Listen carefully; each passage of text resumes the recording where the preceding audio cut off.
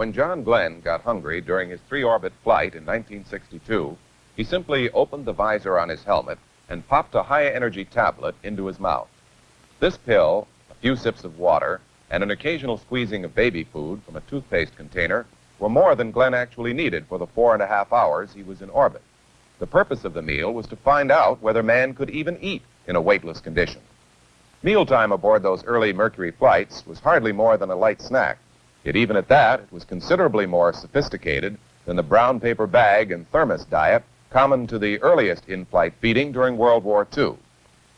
Since 1961, food scientists have been hard at work studying and developing space foods and measuring their effects upon man. The problems, even for short flights, have been enormous. Yet as we continue to launch longer and longer missions into space, entirely new considerations must be met and dealt with in planning and providing food for space travelers. How space food scientists are doing this is our story today on Science Reporter.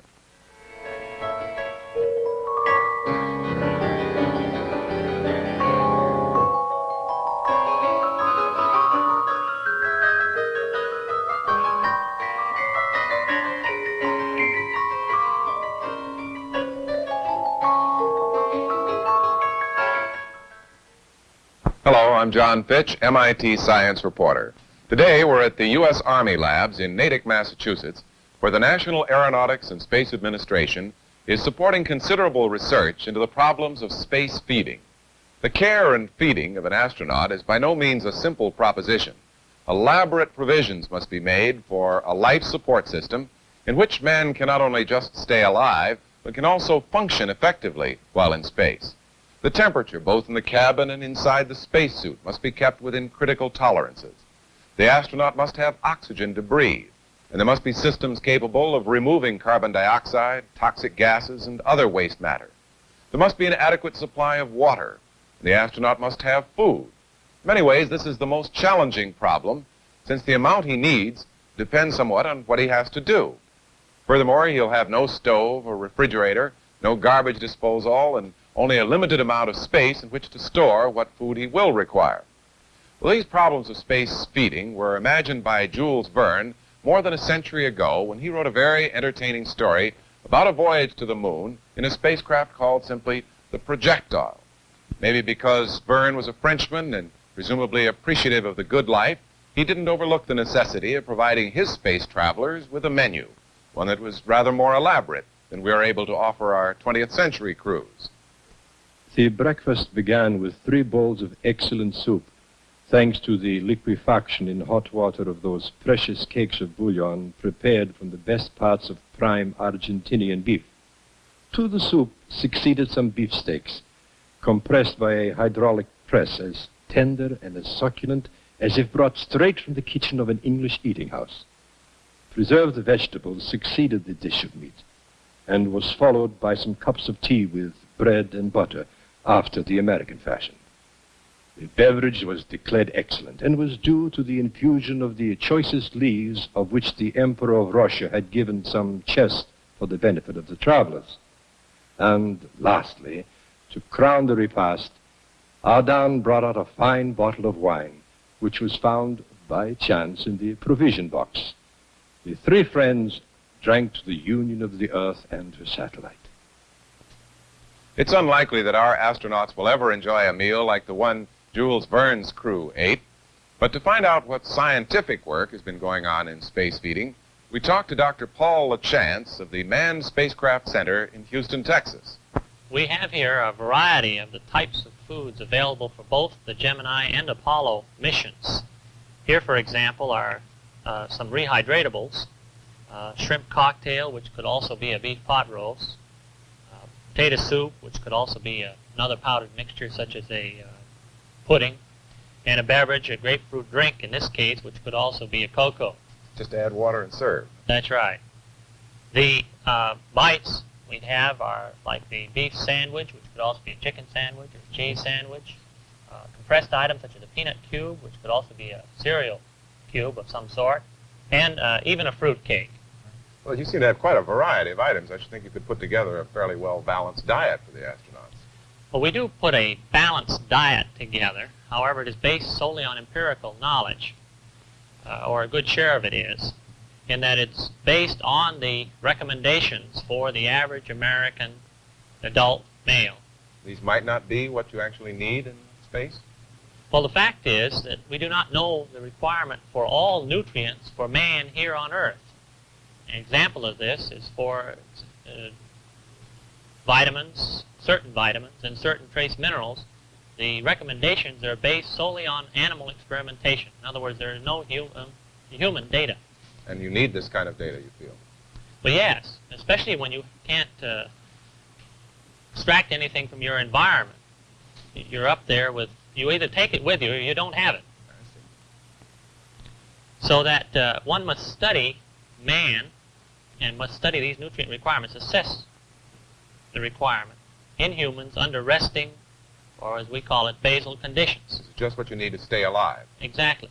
And this will vary from individual to individual, and you must study that facet of the problem also. This is before you can introduce the elements of the new environment that you're going to have to deal with. For example, the stresses that you're going to have to deal with in this new environment of spaceflight. What kind of stresses? Well, let me show you. Here we see a series of stressors, as one might expect during a spaceflight. First, the effect of G-forces, as you would get on liftoff or on re-entry, as done by centrifugation. This is the acceleration and deceleration during the flight. Exactly. Here is an impact test, or as you would get on a hard landing, for instance. Here we see vibration. This occurs especially on liftoff in combination with the acceleration, and it may vary considerably with the type of booster. Wouldn't be as violent as that, I hope. No, here at this level we're seeing the establishment of tolerance limits. Here we see the effect of noise combined with a disorientation. The noise of the rocket motor? Yes, and also just the noise of friction as the, for instance, a skate tower would function. Here is a study of altered atmosphere. Now this is long-term type stressor. This will always be present. 100% oxygen at 5 psi, for example. Or even mixtures of gases as we're now studying. Now this is an example of disorientation as one gets with tumbling, as probably well remember in GT5, especially when the power is off, the spacecraft tends to tumble. Oh, I see. And you're likely to get dizzy, I suppose, if you kept it up. Well, they probably don't notice dizziness, but you may be altering the vestibular apparatus, especially when you combine it with weightlessness. And this is the most critical, I think, and the least known factor of the spaceflight stressors, certainly the one of continued duration. I could see how some of those stresses might make you lose your appetite for a few hours, but do they really affect your need for food? Well, the short duration stresses probably do affect your appetite momentarily, but I don't believe they necessarily would affect your total nutrient requirement over any extended period of time. However, certainly those long duration stresses, the altered atmosphere, the weightlessness, and the radiation, which we didn't mention, the continued exposure to radiation or bursts of radiation, might singularly or in combination substantially alter nutrient requirements. Therefore, one must study what nutrient requirements are under basal conditions and then what they are with these stresses either individually or in combination, and then redo the whole thing in the actual environment of space. Then with this knowledge we can truly say we've established realistic nutrition criteria for the development of food systems. To learn about research into nutritional requirements and how they are affected by the stresses of spaceflight, we talk next with Dr. Doris Calloway, professor of nutrition at the University of California at Berkeley. We really do know something about nutrients and nutrient requirements. There are some gaps in our knowledge about qualitative things, what things are essential and what aren't. And we have even greater gaps on quantification for an individual person. But really we do know something. We get along with a limited amount of knowledge right here because we eat a wide variety of things, some things today and other things tomorrow, and a mixture of things at a given meal. Now with the astronaut population, we don't have this flexibility open to us to cover our area of less than precise knowledge because we can only send a limited array of things with them in. And if we have forgotten anything, we don't have a chance to go back and add it, or for them to get out somewhere en route and pick it up on their own. Now, what are these essential nutrients that they must have? The same nutrients that they sell in a loaf of bread. You know, it's protein for muscles and blood cells and hair, and minerals for your skeleton, and some soft tissue functions, and vitamins to carry out metabolic processes, the regulators. If you don't have these, you'll be in trouble eventually. Serious trouble. Indeed, you will be. Now, how do you find out what a human being actually has to have among these essential nutrients? The very best way is to go into the laboratory and find out what a representative group of people needs. In our case, for instance, we often work with students on the campus. Would you like to see how we go about this? Yes, I would. Good. A group of test subjects, mainly students, in our penthouse laboratory at the University of California at Berkeley. Looks like a very luxurious way to do an experiment. The men enjoy it. You know, you look out at the Golden Gate through the window, too. Here they are at the dining table, and here is a man doing graded treadmill work, which is a standard every day for every subject, so that we can keep all things as constant as possible. And at the same time, he's learning his German as he plows up at 3 miles an hour on the constant treadmill. This is bicycle work, and in this case, we are just measuring the energy expenditure of the subject doing a known amount of work on the bicycle. By measuring how much oxygen he is using and how much carbon dioxide he puts out, we know what his energy expenditure has been. So you can relate all this extra work to the amount of... That's right. And we're interested then in how they handle their food metabolically, so that we analyze a lot of end products, and in these experiments we're trying to determine total body losses, which means that we've analyzed things that people don't normally, like bath water and whiskers and this kind of thing. Well, once you know these basic nutritional requirements, is that all you have to send along with the astronaut? No, the weight of these essential nutrients is really only a very small part of the total weight of food that we have to send. The protein, vitamins, and minerals wouldn't weigh more than 3 ounces, even if we were liberal about it. Perhaps as little as 2 ounces if we're down to minimum. Now, the thing that determines this large bulk of food that we normally eat is our need for calories, for energy. Well, what do we use that for? For everything, for staying alive. The basal rate is what you use for mental activity and heartbeat and breathing and just necessary body functions, which you can determine quite easily. The basal metabolism test, I think you're probably familiar with. How many calories would that come to, let's say? It will depend on your age and size and sex and things like this, but somewhere in the neighborhood of 1,500 to 1,800 calories a day. And then in addition to that, whatever activities you carry out will demand some more energy. In the case of the astronauts, probably a rather sedentary life, being an astronaut, about 2,500 calories a day, or perhaps a little less than this even. Now, if you need these 2,500 calories, why couldn't you put this all into a pill and give that to them to take? You could, but you couldn't swallow the pill.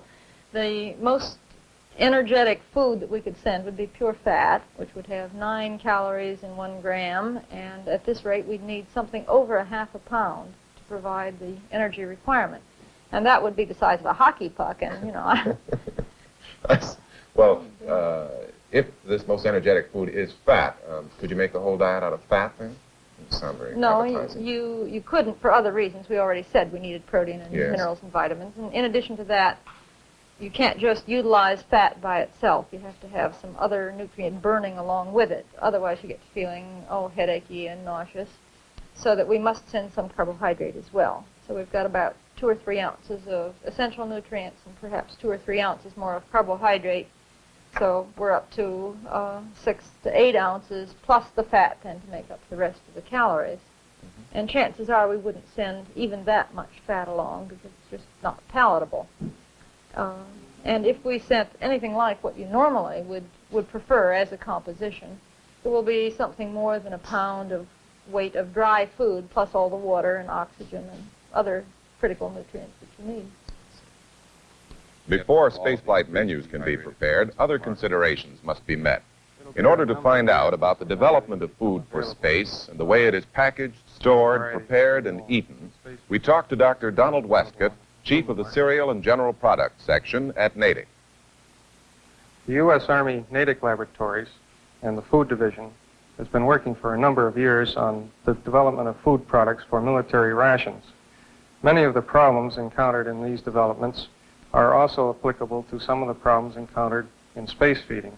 But are there special problems in space? I should think there would be that you don't meet on the ground. There are a great many new problems which we have had to overcome in development of food products. To illustrate these, we are severely limited in the amount of weight and volume that we can tolerate. Also, there are severe environmental stresses, such as acceleration, deceleration, high temperature, compression, and things like that. To overcome some of these severe environmental problems, we have developed a series of nearly 50 different food items which can be used for space feeding. These can be divided into two major categories: a system of rehydratable foods, dehydrated by various means, typical of which is freeze-dried foods like these. Well, you can get some of these on the market now, can't you? Yes, they are beginning to become available commercially. What is this? This is freeze-dried peaches. This must be meat over here, it looks like. Correct. That's meat and gravy. Some vegetables, I guess. Those are peas, and we have some corn. These are just samples of the type of items that are being used as freeze-dried items to be rehydrated. In addition, we have a great many bite-sized foods, which are compressed, dense, high-calorie source of foods, typical of which we have fruit cake, the sandwiches, beef sandwiches, and items like toast.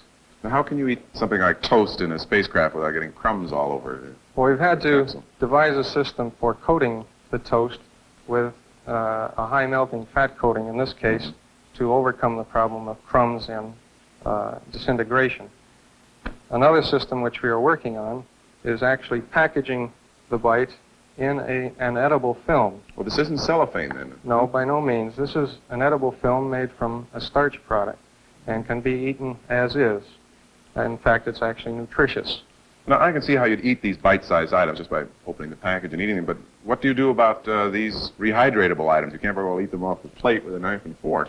Well, all the food comes packaged in a unit such as this, which is a meal for one day, one meal for an astronaut. Inside, we have the series of packages.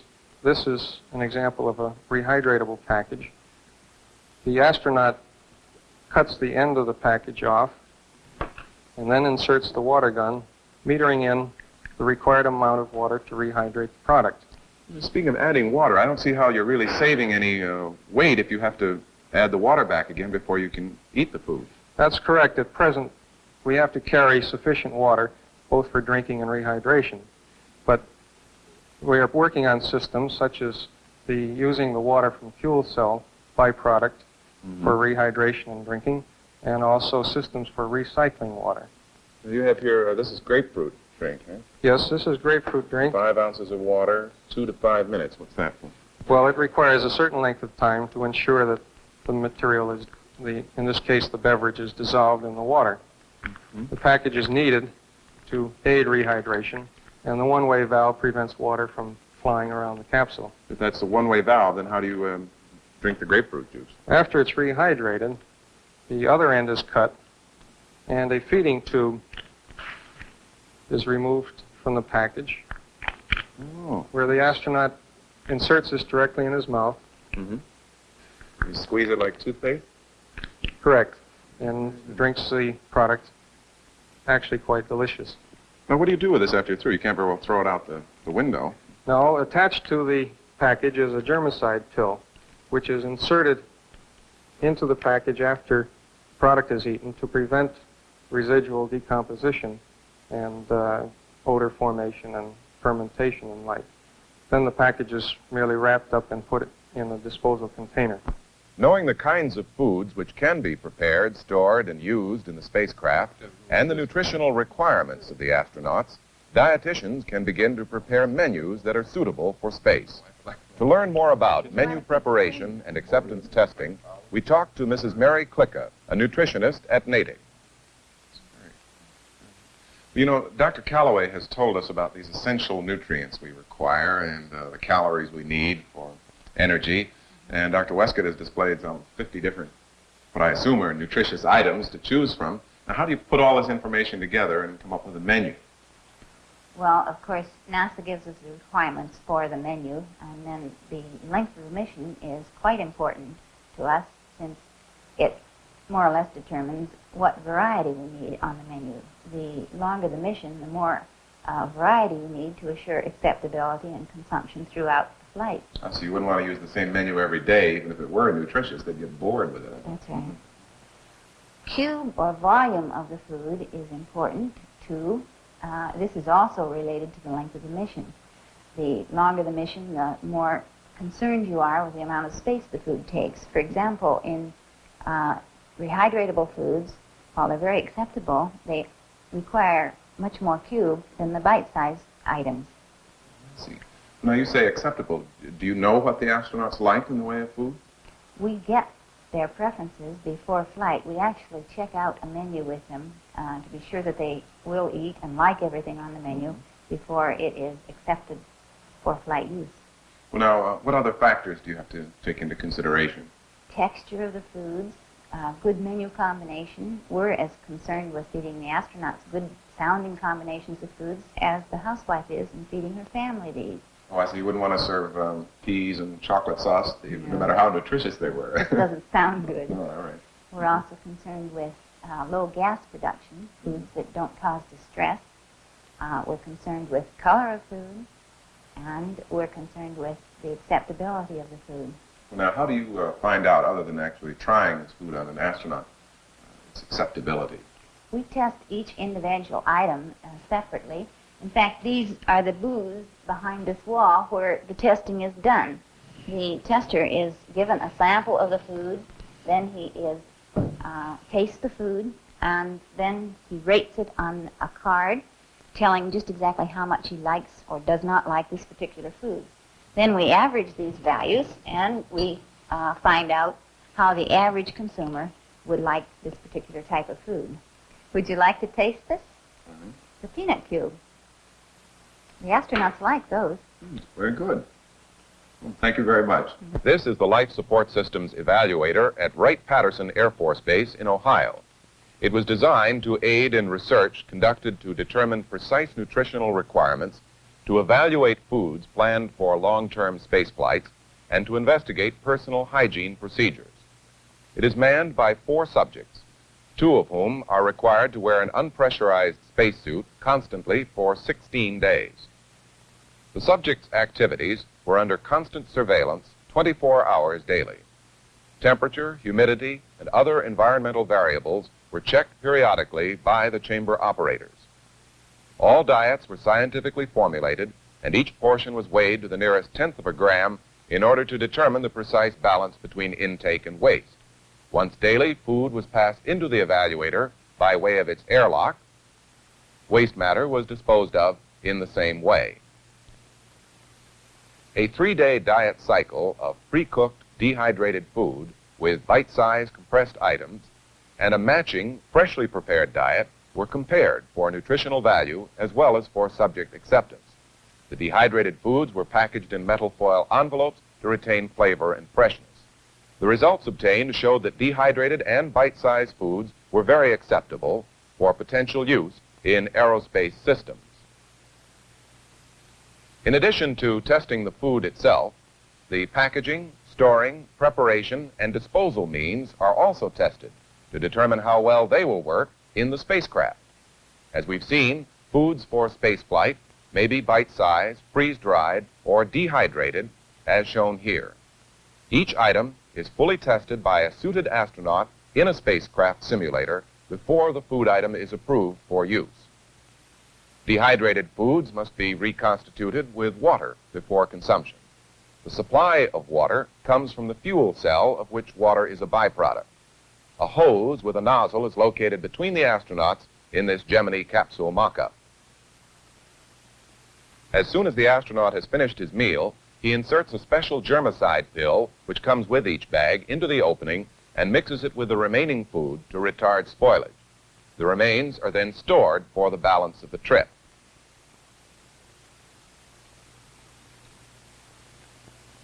Here the astronaut is opening a packet of bite-sized items.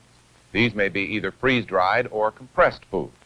Each item is thoroughly ground tested in these mission simulators before being allowed to go on an actual mission. Under these situations, technicians can determine packaging faults, convenience in handling, stowage problems, compatibility with other systems, and general reliability before the item is sent into space.